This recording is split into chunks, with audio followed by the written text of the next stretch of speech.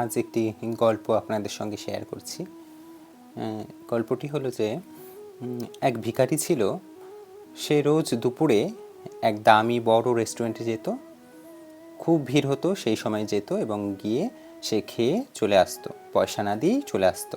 ওই ভিড়ের মধ্যে পয়সা না দিয়ে চলে আসতো। তো এইভাবেই রোজ চলতে থাকে।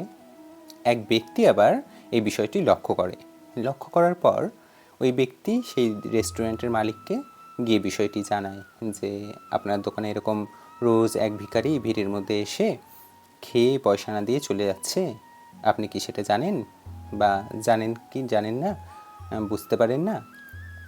তখন ওই দোকানদারের লোকটিকে বলে যে হ্যাঁ, আমি জানি, কিন্তু আমি কিছু বলি না। তারপর স্বাভাবিকভাবেই ওই লোকটি জিজ্ঞাসা করছে, কেন আপনি কিছু বলেন না কেন ভিখারিকে?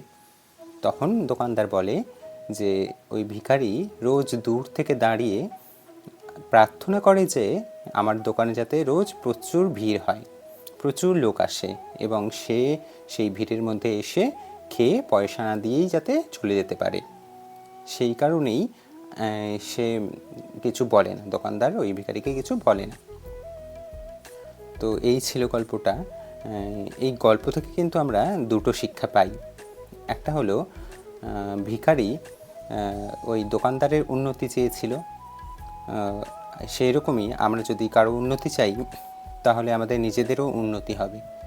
আরেকটি শিক্ষা হলো যেটা, দোকানদার বুঝতে পেরেও ওই ভিখারিকে কিছু বলেনি, মানে ভিখারির চালাকি বুঝতে পেরেও ভিখারিকে কিছু বলেনি, কারণ দোকানদারের বিশ্বাস ছিল যে ওই ভিখারির জন্যই, ভিখারির আশীর্বাদেই তার দোকানে এত ভিড় হচ্ছে।